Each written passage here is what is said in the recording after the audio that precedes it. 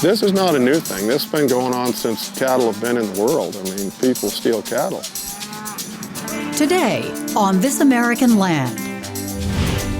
You don't have to go to a casino to be a big winner in Vegas. There's a huge payoff at Red Rock Canyon with mountain climbing, horseback riding, or decoding ancient messages.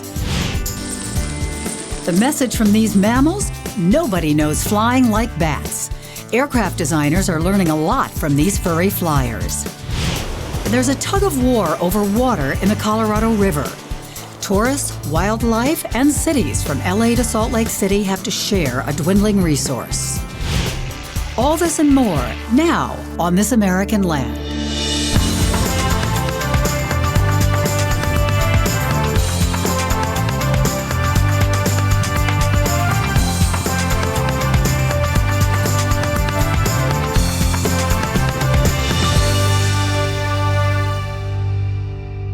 Funding for This American Land provided by the Weiss Foundation, the Turner Foundation, the Daniel K. Thorne Foundation, the Pew Charitable Trusts. Hello, and welcome to This American Land. I'm Bruce Burkhart. And I'm Caroline Ravel. We've got some great stories today about America's landscapes, waters, and wildlife, including some places you've probably never heard of. And we take you first to one of those places, the spectacular cliffs and mysterious petroglyphs of Red Rock Conservation Area, covering nearly 200,000 acres in Nevada. There's no rolling the dice there. Everybody wins in that wide open space. Las Vegas, Nevada, a lavish playground of casinos, bright lights, and entertainment in the middle of the Mojave Desert. But just minutes from town, a little-known natural and national treasure offering a completely different Vegas experience, Red Rock Canyon Conservation Area.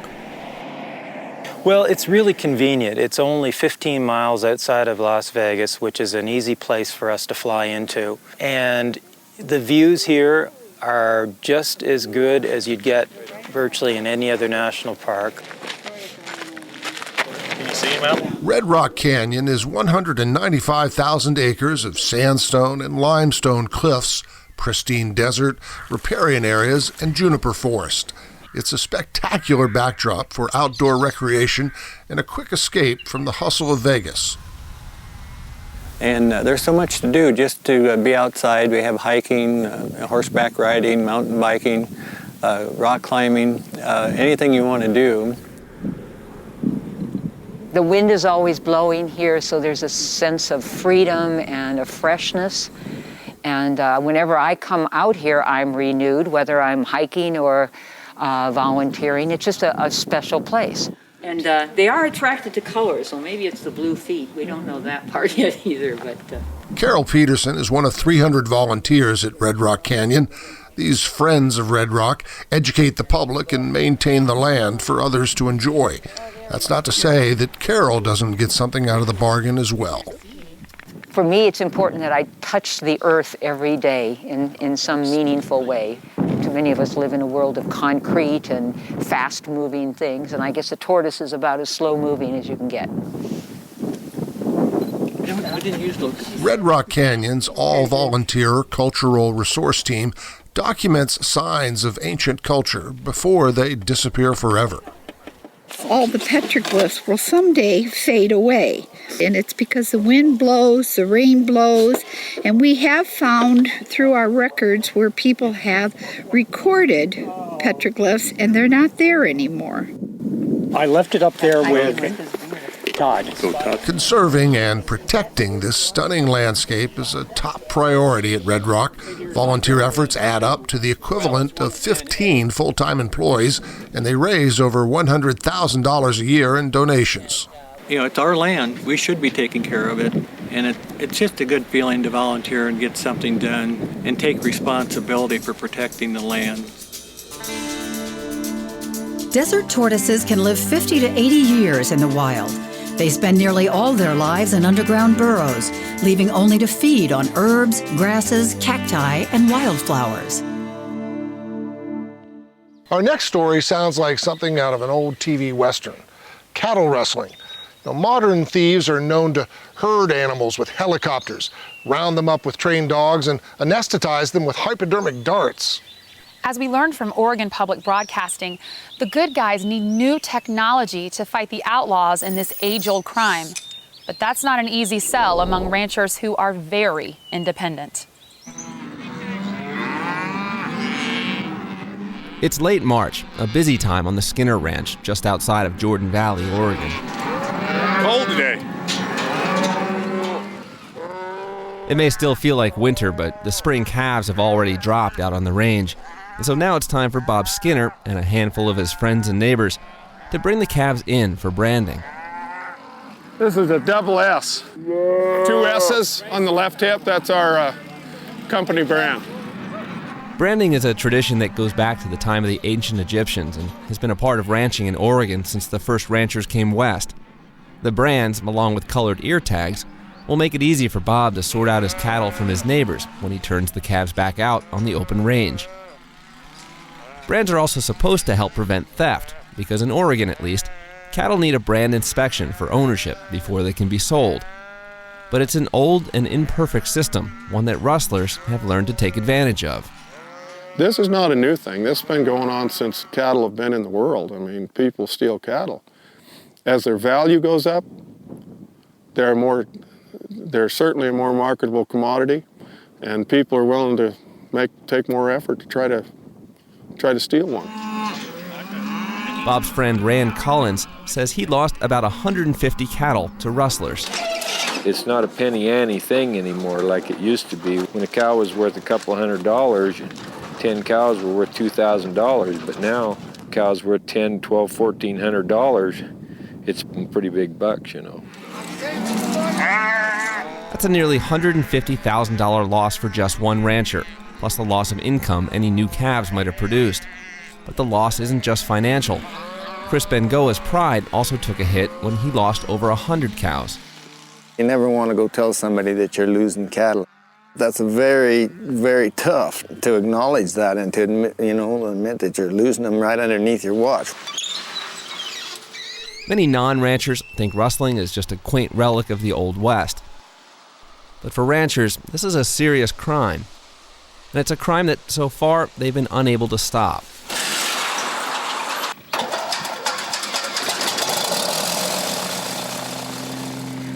Bob Skinner's cattle, like so many in this part of Oregon, are scattered across hundreds of square miles of mostly roadless desert. This is all the Hawaii right here. Now these cattle right here are Lucky 7 cattle, and they have lost quite a few cattle over the years. You've got cattle that are 30 miles south of here. We've got cattle in Nevada that are scattered around. And I tell you, it's physically absolutely impossible for one person to keep track of what's going on unless you can do it on an airplane. But most ranchers don't have airplanes, and even Bob can only get up when the weather is good. That adds up to a lot of empty country where rustlers can take refuge unnoticed. No question, we are the most remote area in the lower 48.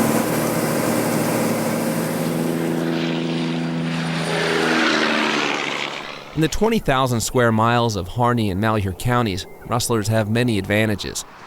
People are few and trucks move cows across state lines all the time.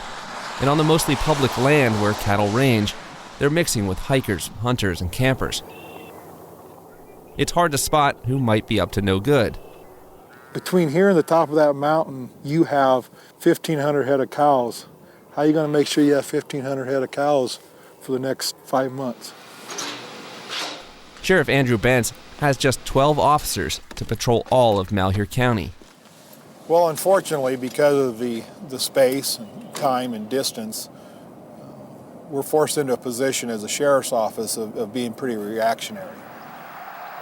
We have had reported to us folks horseback in areas that they didn't belong in. Cattle being held in certain parts of our county and canyons and river bottoms and stuff that they didn't belong in. Unfortunately, we don't get that type of information timely.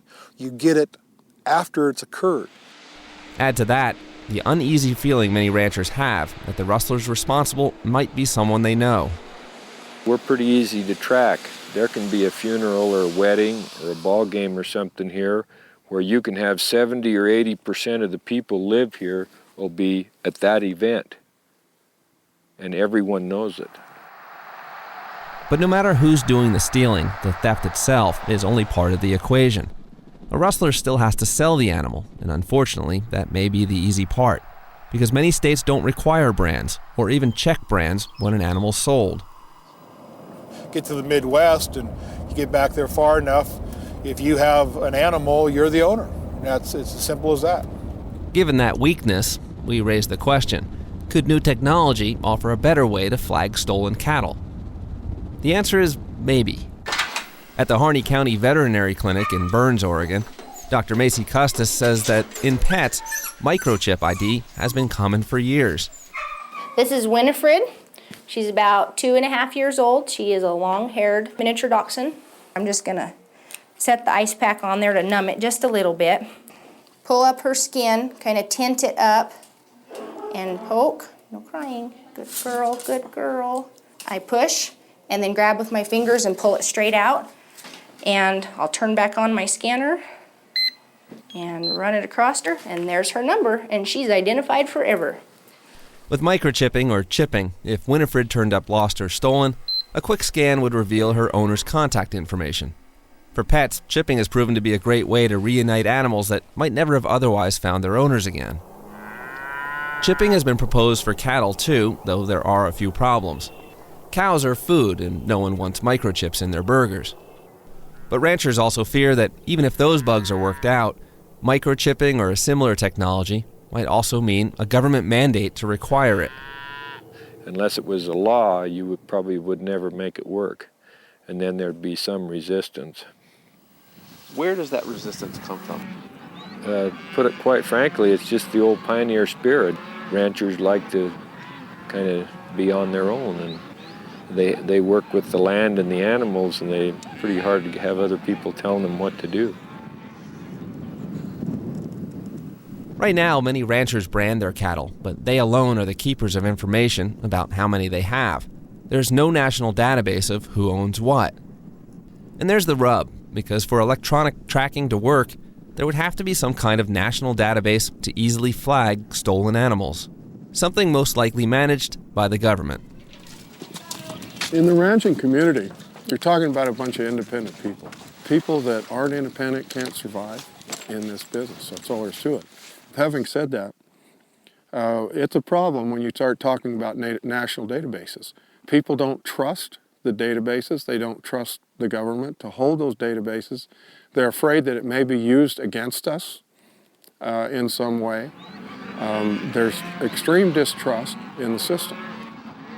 Most ranchers we spoke with have an open mind about new technology in and of itself, but aren't planning any big changes just yet, even as rustlers continue to cut into their profits. The technology for the electronic type systems may be in the future, and I'm sure we'd all be in favor of it if it would be dependable and not intrusive, but I won't go for something that'll take us backwards just for the sake of doing something.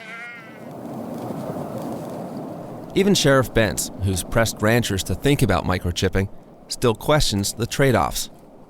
There are some technologies out there that I don't support because I think they're too intrusive, and I think it's almost un-American. So why then do you go up to your neighbors and say, what do you think about this idea of chipping? Why would you even bring it up? No, I want the conversation. I want people to think about it and work on it. That may be a hard sell in a place that, for as long as there's been cattle, has been known more for tradition than change. Ranchers have branded cows for at least 4,000 years to prove ownership. In horror movies, zombies are lifeless and unresponsive. In the Rocky Mountains, hundreds of zombie subdivisions are threatening both property values and wildlife. Gary Stryker has more on the efforts to reawaken these desolate areas after the housing bust. Potato farmer Bruce Arnold remembers the rush to develop farmland in Teton Valley, Idaho. Serving on the County Planning Commission during the peak of the housing boom, he recalls meeting sometimes past midnight to plow through a flood of applications for new subdivisions. It was like they weren't going to make any more lots. There were going to be a shortage. Then the market collapsed. Now, instead of a shortage, there's a massive surplus. Behold the zombie subdivision in all of its glory. Fallout from the housing market bubble isn't just affecting the suburbs of major metropolitan areas. Rural communities like this, throughout the Rocky Mountain West, are suffering too. Teton County, Idaho, with a population of fewer than 10,000, now has an astonishing 7,000 vacant lots. Rural farms now converted to cul-de-sacs to nowhere. It's a surplus some say could take anywhere from 70 to nearly 300 years to build out, even if the economy picks up. It really looks like a wasteland. It's blight. And we have zombie subdivisions just like this all over our valley, and some of them are in some of our most sensitive habitat areas. Anna Trentadue works for a nonprofit that deals with growth. With the diminished market making it tough for developers to finish what they started, her group is seizing an opportunity to try to reshape rural development. The hope is to avoid building on all the vacant lots, which would create sprawl, a development pattern that's expensive for taxpayers who maintain the roads, bridges, and school bus routes that serve these far-flung subdivisions. And to avoid carving up all the farmland and this valley's rich wildlife habitat. Bordering the southern end of the greater Yellowstone ecosystem, Teton Valley is home to grizzlies, wolves, moose, elk, and many other species. To reshape growth, this nonprofit is teaming up with developers, national experts, and local government to see if some unfinished subdivisions can be redesigned to reduce the number of lots, leaving more open space. What we don't want to see is a lot of zombie subdivisions or half-built subdivisions where the developer can't put the infrastructure in, and then it turns into blight. Bruce Arnold knows that reducing density will be a tough sell, especially here, where development has been largely unregulated. But he says too many lots is like having too many potatoes. The surplus drives down prices. Instead, he says having fewer lots and preserving scenery, wildlife, and other unique values could help attract buyers in today's competitive market, putting this community back on track to a more prosperous future. For This American Land, I'm Gary Stryker. Teton Valley, Idaho had $156 million in property foreclosures in 2009. Zombies and bats often share the dark night on Halloween as eerie, creepy things. But as Miles O'Brien reports in our Science Nation segment, bats can teach us a lot about flight and flexibility. If you just watch them in the sky, they can fly like nothing else. Whether they are in your belfry or not, bats get a bad rap. In fact, up close, they're kind of cute. They're mammals, not birds. The only mammals on Earth that can fly under their own power. We take high-speed video of bats from multiple angles from 4 different high-speed cameras. So we're interested in the mechanics of bat flight and how they fly. This is a facility that we use to study the flight behavior of the bats. With support from the National Science Foundation, biologist Sharon Swartz and engineer Kenny Breuer at Brown University use a wind tunnel to study bats in flight. So this is a Mexican free-tail bat. We take high-speed analysis of this to figure out exactly where the wing is moving, and we combine this with other cameras from other angles to recreate a kind of a stereo image of the bat in the wind tunnel. The team can see the wake bats leave behind, their lift and thrust, and how they maneuver.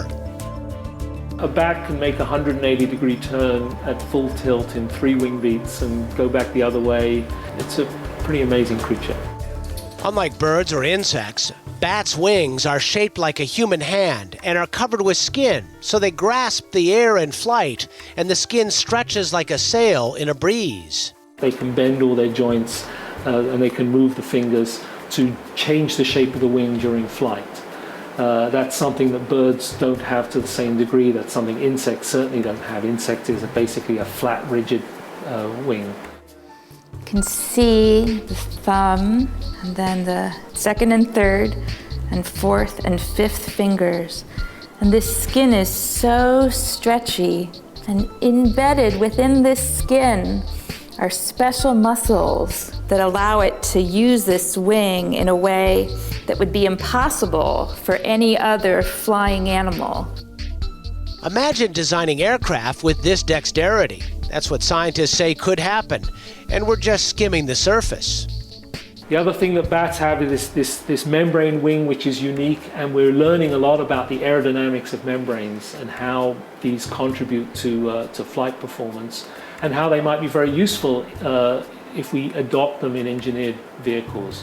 Amazingly, there are about 5,000 species of mammals alive at present, and nearly a quarter of them are bats.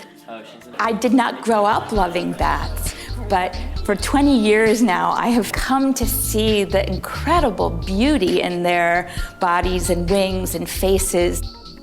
The more I study them, the more incredible things I learn. With so many bat species, 1,200 in all, studying each one could drive anyone batty. But not here. For Science Nation, I'm Miles O'Brien. While those scientists in Rhode Island are studying bat flight, other researchers have been struggling to understand a disease that is killing millions of hibernating bats. It's a fungus known as white nose syndrome, and it's spread to more than a dozen states and Canada. It's possible that humans may be spreading the disease by going from cave to cave. So if you're a spelunker, pay close attention to guidelines from the National Park Service on disinfecting your clothes and shoes if your travels take you near any bat hideouts. The Colorado River is a powerful force. After all, it carved out the Grand Canyon.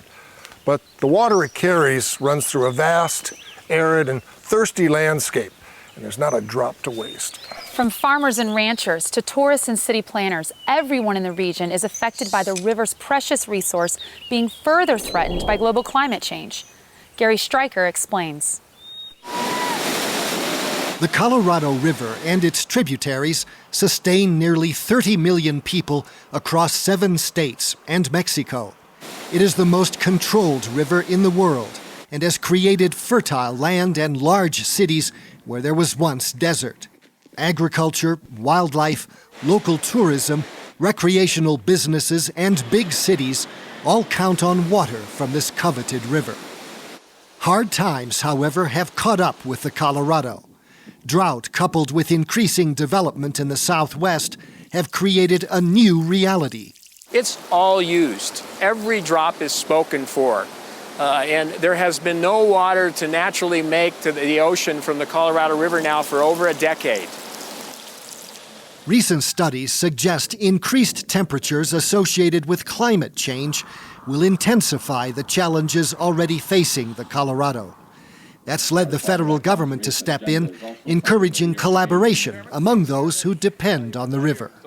The Colorado Basin states and all the stakeholders, water users, environmentalists, everybody have got to get together to recognize that because of climate change, we're going to see a 20% decline in the amount of water that currently is flowing in the Colorado River system.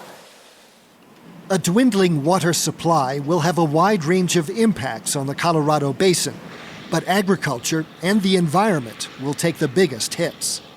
Currently, up to 80% of Colorado River water is used for farming and ranching, but as urban centers grow, water will go to the highest bidder on the open market. Farmers are facing increasing pressure to stop growing crops and sell their water, or to use their water more efficiently. There isn't a lot that we can do about water quantity. We can't make it rain more, we can't make it snow more.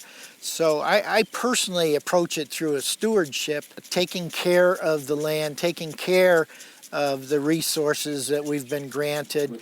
The Interior Department has created several new initiatives to do just that, launching climate science centers, landscape conservation cooperatives, and Water Smart, a strategy for sustaining water supplies.